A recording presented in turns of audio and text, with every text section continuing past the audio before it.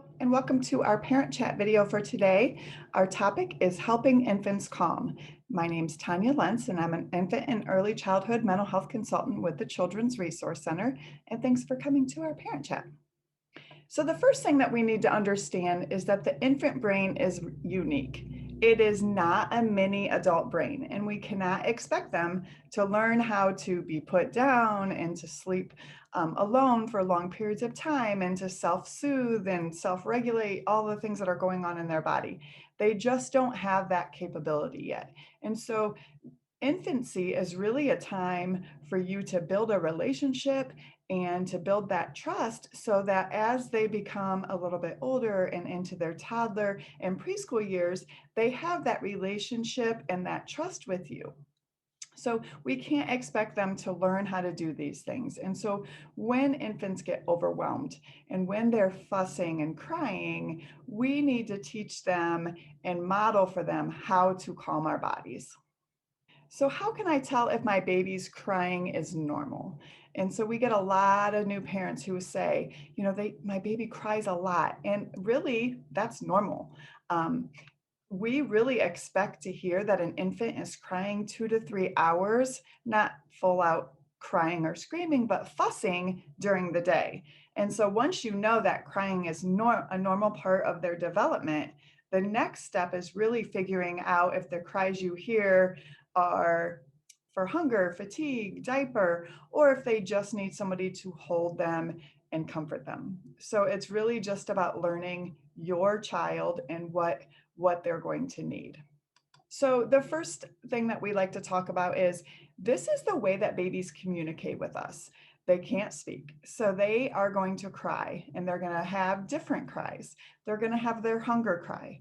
And newborns nurse or take a bottle every few hours or 8 to 12 times in a 24-hour period. So it seems like they're eating a lot because they are. They have these really tiny stomachs. So they really can't eat that much at a time. So we have to feed them more. So when we look for signs of hunger on an infant, we're going to look for them smacking their lips together, bringing their hands to their mouth, or rooting to find the source of food, whether that you're nursing or a bottle. And then we know once they start doing those things, that's like an indication that you have a couple minutes to get that bottle or to get nursing around before the real cries begin. The next thing is gas. So obviously when they're drinking and gulping lots of liquid, it can trap air in the baby's belly. So we want to make sure that we're burping the child when we feed them. And, even if it's just a 2-ounce bottle, 1 ounce in, pull the baby up, pat them on the back. And so that way we're not getting that gas back up. Wet or dirty diaper. And obviously nobody wants to sit in a wet or poopy diaper. So we want to make sure that we are changing them and understand that they're going to have different cries of, yep, my diaper's wet and you need to come change it. Those are the three most significant ones. Fatigue. And so newborns need to sleep a lot. So they have all this stuff going on and they're tiny little babies. And so they need to sleep about 14 to 17 hours in a full day. So they're obviously not going to sleep like that all together, but they're going to break that up into 2 to 4 hour periods. And so if they are fed and you've changed their diaper and it doesn't seem like they have any gas, it could just be that they're tired and they need somebody to maybe rock them or pat them on the back and get them to go to sleep. So colic is something where it's excessive crying.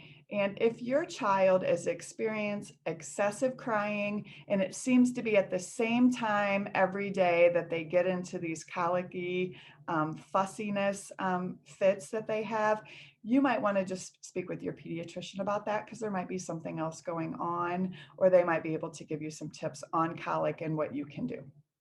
But if you feel like your child's crying is a little bit more than normal, then speak with your pediatrician.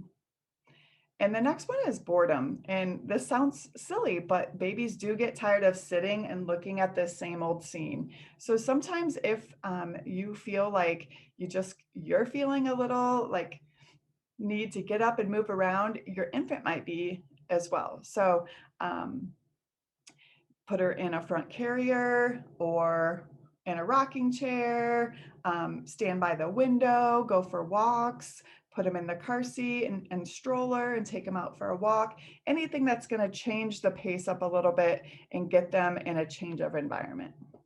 Your child could be overwhelmed. If you have people over or you have other children and it can get kind of loud at night during supper time and things, and you notice your infant gets overwhelmed during that time or really fussy, it could just be that they need to kind of be removed from that, all that noise and light that's going on. So take them somewhere that's a little more quiet.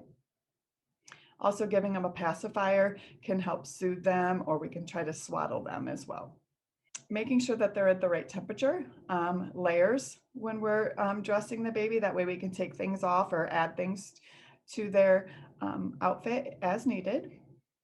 And then the last thing is, do you think maybe they're getting sick? And so crying is sometimes an indication that they're not feeling well. So if you've checked all these things and everything seems to be okay, maybe we need to check the fever. Maybe we need to make sure that there's not something else going on. And always kind of listen to your gut. And if you feel like you've tried everything, your child's a little, fussing more than usual, um, call the doctor and maybe they just need to be seen and go over. Maybe it needs to change the formula. Maybe some other things are going on. So always trust that gut instinct that you have. Okay, so what are we going to do once we meet all of the expectations of the baby? We've fed them, we've changed them, they seem like they've had enough sleep. What are some things that we can do to help comfort them when they're just in a fussy period? And the first thing to do is to swaddle them. And swaddling is where we just you could take a regular receiving blanket, or now they have these great swaddle blankets that I included here, and you wrap them up in this so it makes it feel more womb-like. They're nice and cozy, arms are in, and it helps calm them because that's what they were used to when they were in the womb. So anytime a baby is really, really fussy, and you can offer to swaddle them and see if that might help. The next thing is we want to encourage sucking, and a baby often soothes themselves with non-nutritive sucking, which doesn't fill their tummies, but it does help calm their nerves. And so if your baby is crying, you can help them find their thumb, a fist or finger, or you can offer your finger, as some parents do, or a pacifier. Now, this is a really personal parenting choice, so I don't like to get into what you should do for them, but the most important thing is that sucking can help calm them. So offering something that they can suck on so it can help let them self-soothe a little bit. The next thing is a front carrier or a sling. And so wearing your baby and walking around is a great way to soothe her. They're used to being in your womb. And so anytime that they feel close to you, they can feel your heartbeat, and it gets you up and you can move around and have two hands to do other things. You're going to self-soothe and be able to multitask and do other things as well. So investing in one of those front carriers or a sling for a newborn is wonderful. The most important thing is in for the first 3 months, we always want to make sure that the baby is facing forward, and that we have that neck support up. So in the picture here, the baby's a little bit older, but we would make sure that we pull that up just a touch so it's supporting that neck, or have one hand supporting that neck a little bit. Other things that we can do to help soothe them and teach that self-regulation a little bit is to rock with them.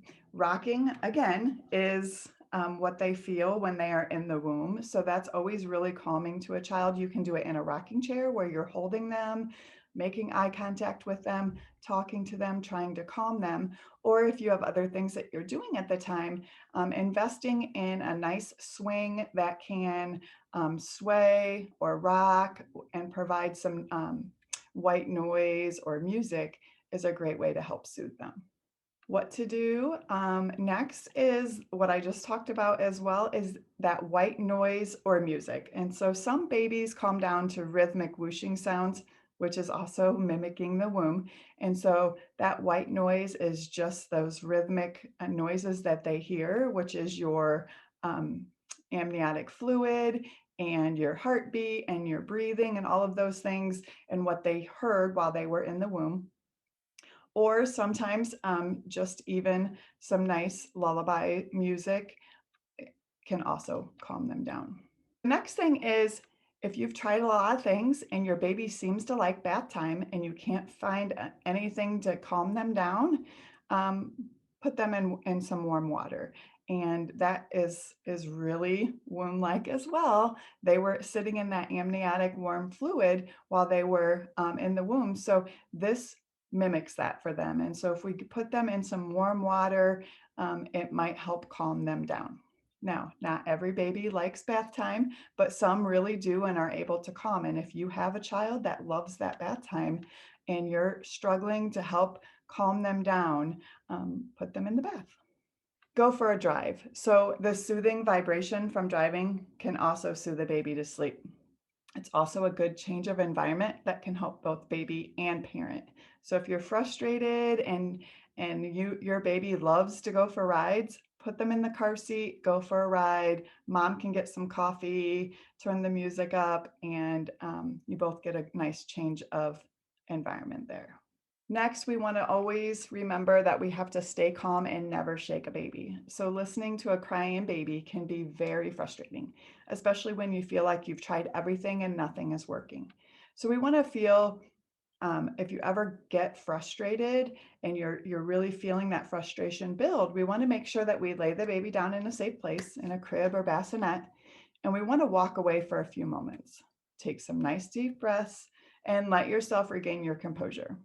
If you're feeling very overwhelmed and you're not able to kind of calm yourself down, call a family member or a trusted friend to just give you a little bit of a break where you can go take a nap or go out and get some coffee or whatever it is that you would love to do, and just give yourself a little bit of a break from that crying, tired feeling that you're experiencing.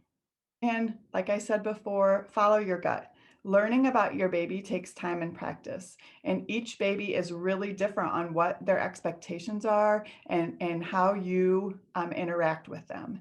So keep trying new things until you find what works for your baby, and just really be patient with yourself. It can take a little bit of time. So I included some resources here. My email address is tanyaL@crcwoodcounty.org. And I also have some information here on the developing child from Harvard and a nice article that I read on what to expect. Also, I included some more resources on our YouTube channel. We have over 150 videos now on some short strategy videos, some parent chats, lots of great resources for you to check those out. We also have a Facebook page, and I included the links here. So as you're watching this, you can always just pause it and take a picture of that and be able to find your way to our resources.